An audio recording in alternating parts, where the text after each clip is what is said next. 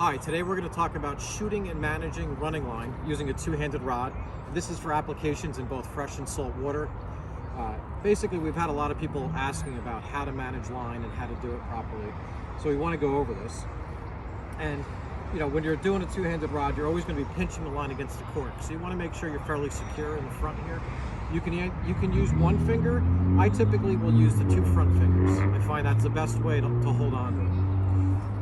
And then we can also use the backhand. And when we use the backhand, what I like to do is I usually grab the line like this, and that'll allow me to manage that line a little bit.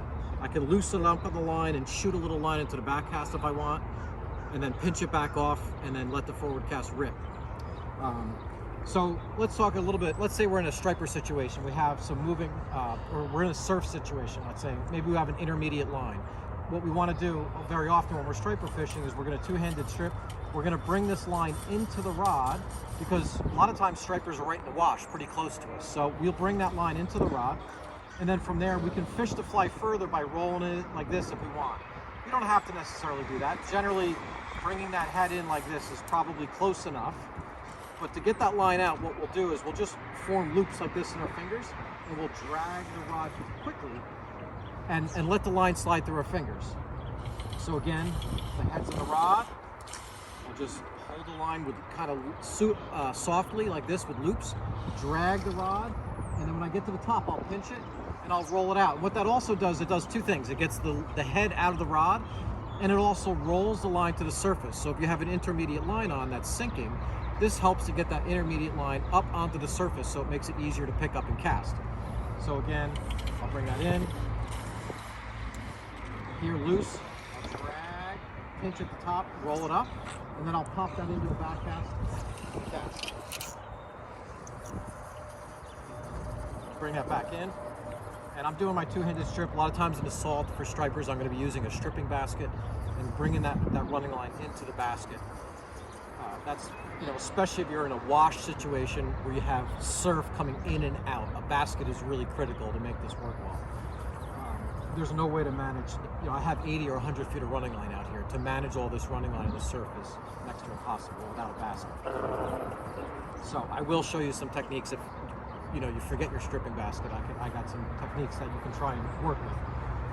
So again, when you're casting, just use a little bit of body to get the movement going. Hands and wrists, a little bit of body, hands and wrists. Shoot that line.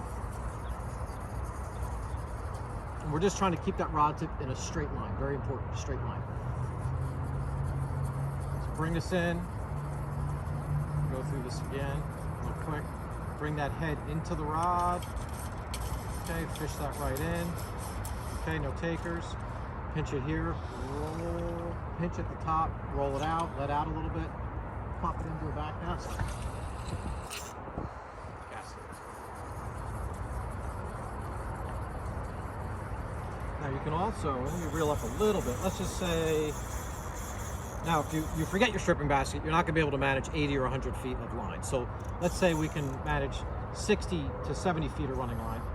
So I'll strip in. You'll probably want to use a one-handed strip without a basket because it's a little easier to manage this line, but we'll strip in a loop.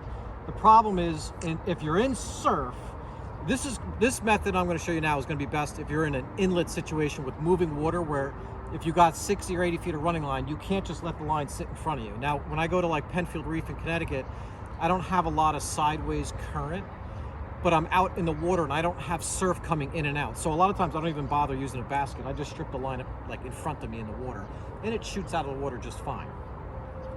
Now, if you're in surf, what you can do is try to control smaller loops. It gets a little bit more challenging, but you got to keep those loops small enough, and I should do it when the line's already out, but you'll try to keep those loops small enough to where they're not hitting the water.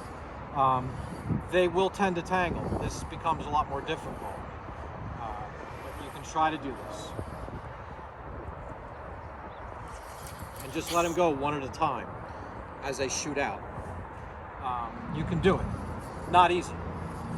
But if you forget your basket, one thing you can do. But what I'll do a lot in an inlet situation where if I have moving water is I'll strip in a big loop. So I'll make one loop first. I have current, let's say, going this way, and my loop is forming down current of me. If if I don't control these loops, I can't get them to come out of the water because I got one gigantic loop that just won't come out of the water. So I have a pretty big loop. I'll grab the line, I'll let go of everything but the pinky, and I'll work up the fingers. So the next loop I'll strip in a little bit smaller, okay?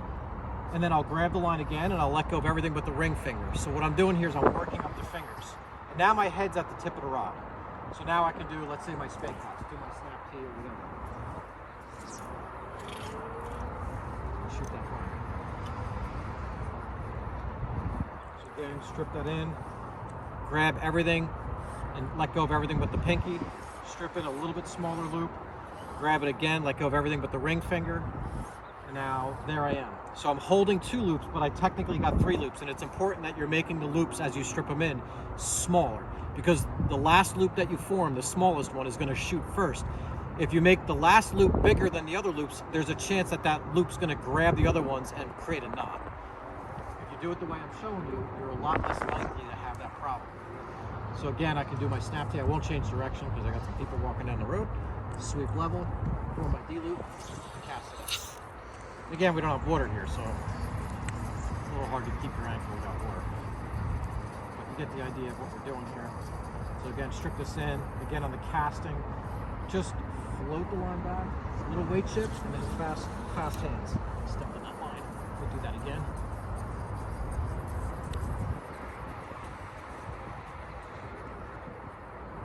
So just float the line back, a little weight shift, fast hands. You can see how that really gets that line to shoot. So thanks for watching. You can contact me through my email at andrew@tightlinesflyfishing.com. You can also call or text me on my cell. It's 973-979-7600. Thanks for watching. Hope the videos helped you.